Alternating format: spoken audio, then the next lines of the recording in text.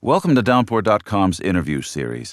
I'm Malcolm Hillgartner, and today it's my pleasure to be speaking with Ruth Ozeki. So welcome, Ruth. Thanks for joining us today. Thank you so much, Malcolm. Congratulations on the release of A Tale for the Time Being. Can you tell us what inspired you to write it? I've been very serious about my practice of Zen Buddhism for many years, and I was actually inspired by the writings of a 13th century Zen master named Dogen Zenji.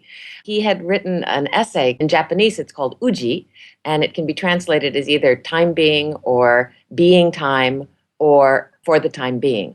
And I'd been reading that essay and was very inspired by this expansive and at the same time kind of nuanced and granular way that he interprets time. And I think that somehow his message came into my mind through the voice of a 16-year-old Japanese girl. I think it was the voice of the girl channeling a 13th century Zen master that led me to start writing the book. The idea of time just seems to flow through the work so completely. Was it purely your study of Zen and Buddhism that made you focus on it, or is something deeper or older? It's an interesting question. I don't know whether it was deeper and older, but it was certainly more personal too.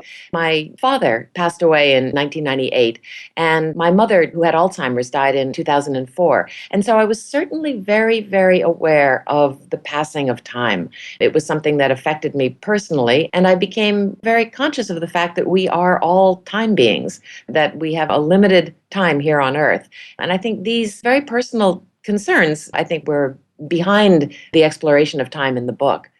In A Tale for the Time Being, you include yourself directly into the story. Are Ruth and Oliver really you and your husband? How accurately do they represent you? They are us and they're not us, both at the same time.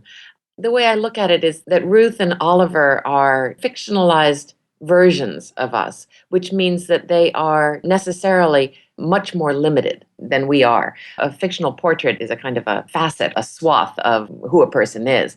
And in this case, too, although the outlines of the characters very much correspond with the reality of my life and Oliver's life, there's certain details that are very different. For example, the Ruth character in the book is confronting Zen Buddhism for the very first time, whereas Ruth, the author, has been practicing for quite a long time.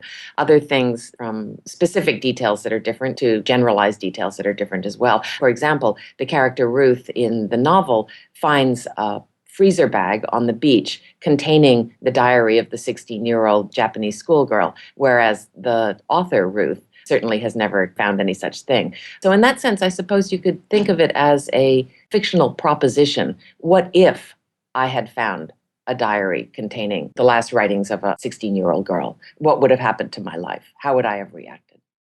Listen to the full interview at Downpour.com.